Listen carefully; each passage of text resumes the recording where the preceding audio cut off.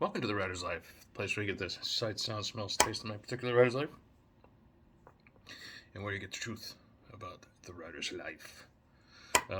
Subscribe if you haven't already, and punch that like button because it really helps. And subscribe or tap that bell for notifications so that you do not miss out on one exciting video. Happy Monday. So I got some requests for me to talk more about freelancing and freelance writing, which encompasses everything from, like I spoke about yesterday, being a war correspondent to writing fiction full time, and everything in between, from journalism, magazine writing, to reporting, to stringing, to copywriting, to ghostwriting. It's everything. So I'm gonna attack at least one benefit of freelancing per day all week. So don't miss out on one exciting video. Okay, so today we're gonna talk about the first real benefit to freelancing.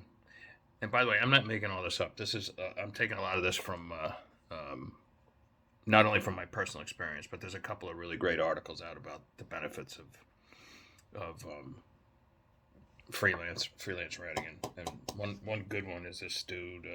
I got to find it here. Art Spiegel. Sorry if I'm messing that up, Art, but he wrote a good one for Writer's Digest, and there's a bunch of others. In fact, I've been carrying around this book, A World on a String, How to Become a Freelance Foreign Correspondent, for years and years and years now, since the early 2000s, and it's full of old train tickets, a whole bunch of old currencies. Here's currency from Asia somewhere. I don't even remember, but anyway. Okay. So the first topic, low startup cost. I can't think of any other business model where there's just about no startup cost, because you already have everything you need. You probably have a laptop, right? And doesn't have to be a fancy laptop. It just has to be able to have a Word on it, and you need a modem, and internet. You can get that at the local Starbucks, or if you want to work at the local McDonald's or the Panera. If you're really special, you work at the Olive Garden. I work at none of those places.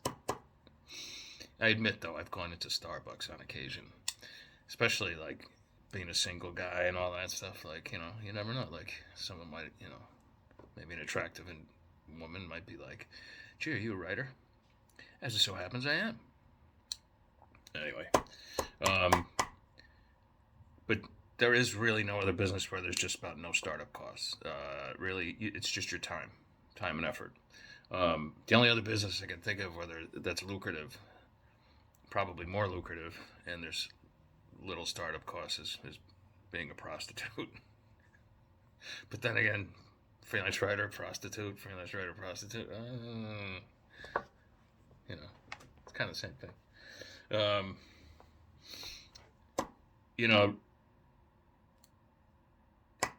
However, that said, low startup costs.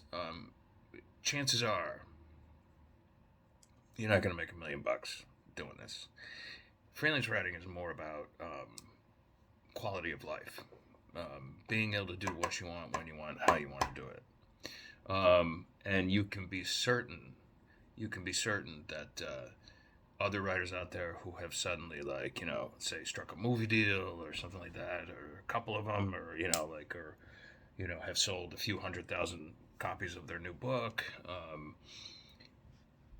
You can, and they're suddenly thrown into the limelight. You can be certain that that limelight will end sooner than expected, and then maybe pick up again, because everything in this business is cyclical.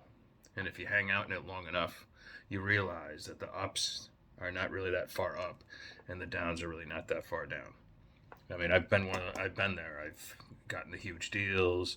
I've sold the tons of books, and I've won the awards, and like been like getting, you know, you're just sort of like the cream of the crop for a while, and then suddenly they're kind of like, "Hey, you still writing?"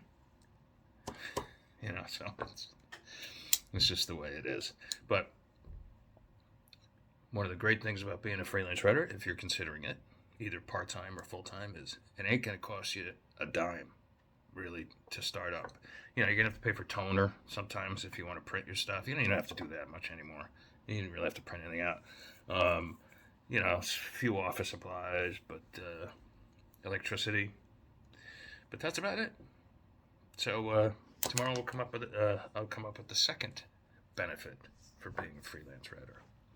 I hope you're all having a great day. I'm not sure if I'm coming to you tomorrow because I'm taking a 2-day ski trip. Well, a day and a half ski trip.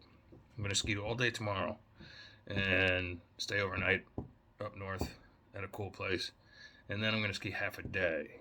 So I may not be getting to you tomorrow, but I definitely will be on Wednesday. Or I may see you tomorrow. We'll see. All right. I hope all's well, and ciao, ciao.